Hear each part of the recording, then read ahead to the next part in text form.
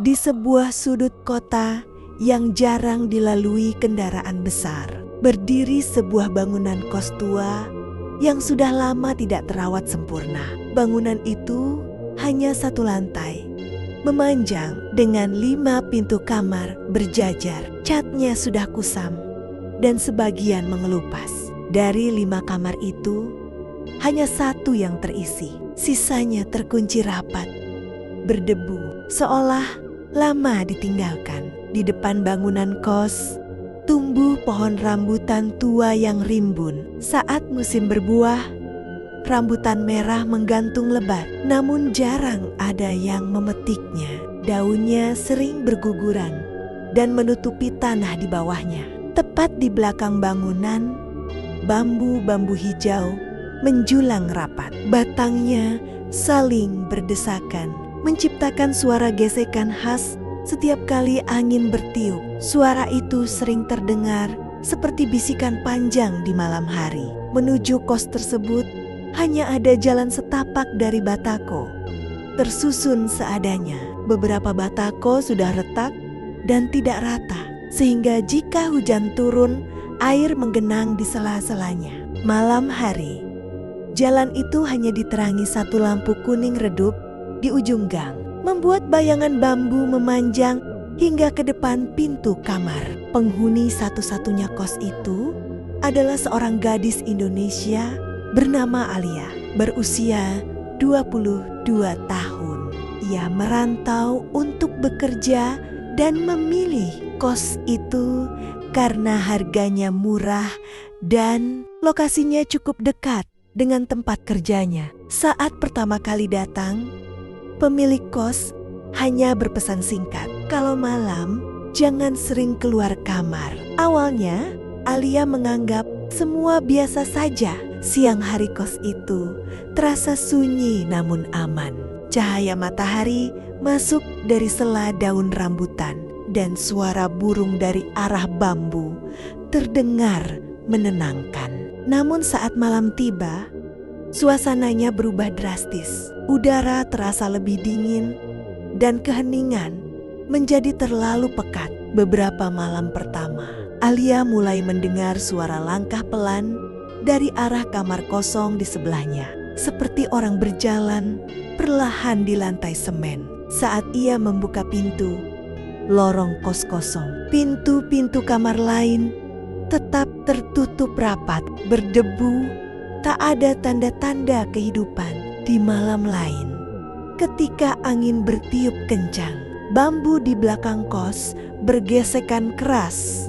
Namun di sela suara itu, Alia yakin mendengar suara perempuan tertawa pelan, seperti menahan tawa. Suara itu datang dari arah belakang kamarnya. Yang paling membuatnya merinding adalah saat ia pulang kerja agak malam. Di bawah pohon rambutan, ia melihat bayangan seseorang berdiri diam, membelakangi jalan setapak. Ketika Alia mendekat, bayangan itu menghilang begitu saja, menyisakan daun rambutan yang bergoyang pelan. Sejak saat itu, Alia selalu mengunci pintu lebih awal. Lampu kamar tak pernah ia matikan.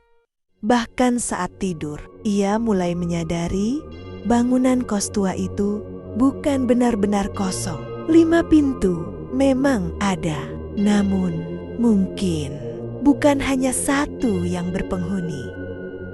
Hujan masih turun rapat ketika Alia tiba di depan kos. Jalan setapak batako licin, pantulan lampu gang bergetar di genangan air. Ia membuka pintu kamar satu-satunya yang berpenghuni itu, masuk cepat, mengunci dari dalam, lalu menjatuhkan tas. Badannya lelah luar biasa. Setelah shift siang yang molor, kepalanya pening oleh suara hujan dan angin bambu yang saling beradu. Alia merebahkan diri di kasur tipis, masih dengan jaket kerja basah. Ia menyalakan televisi hanya untuk memecah sepi. Layar menampilkan acara larut malam dengan suara rendah, nyaris jadi dengung pengantar tidur. Di luar, hujan mulai mereda, menyisakan tetes-tetes air yang jatuh dari daun rambutan di depan kos. Beberapa menit berlalu ketika suara itu muncul pelan, lirih, seperti seseorang bersenandung. Nadanya datar, berulang, bukan lagu yang Alia kenal. Awalnya ia mengira suara dari televisi. Ia menaikkan volume, namun senandung itu tetap terdengar. Justru terasa datang dari luar kamar, menyelinap melalui celah pintu dan dinding tua. Alia mematikan televisi. Sunyi, tapi senandung itu masih ada. Kini lebih jelas, seperti perempuan bersuara tipis, bernyanyi tanpa kata. Dadanya mengencang. Ia duduk, menahan napas, mencoba memastikan arah suara. Dari lorong, dari pintu-pintu kamar kosong yang berderet itu. Langkahnya ragu mendekati pintu. Ia mengintip lewat celah kecil. Lorong gelap, lampu kuning di ujung berkelip lemah. Senandung berhenti mendadak, seolah tahu ia sedang mengintai. Alia mundur, jantungnya berdebar. Beberapa detik kemudian, senandung kembali terdengar. Kini lebih dekat, seperti tepat di depan pintunya. Dengan tangan gemetar, Alia mengunci ulang pintu, menempelkan punggung ke dinding. Senandung itu berubah menjadi gumaman, lalu senyap. Dalam hening yang menekan, terdengar satu bunyi pelan. Ketukan halus di pintu. Satu kali, lalu berhenti. Alia merinding hebat. Bulu kuduknya berdiri, tubuhnya kaku, seakan sulit digerakkan. Ia memilih diam, menahan napas. Hanya suara hujan di luar yang terdengar menghantam atap seng. Di kamar kos itu, ia benar-benar sendirian. Tangannya gemetar saat meraih ponsel dan mencoba menelpon temannya satu-satunya yang tahu kondisi kos tersebut. Nada sambung berbunyi sekali, lalu mati.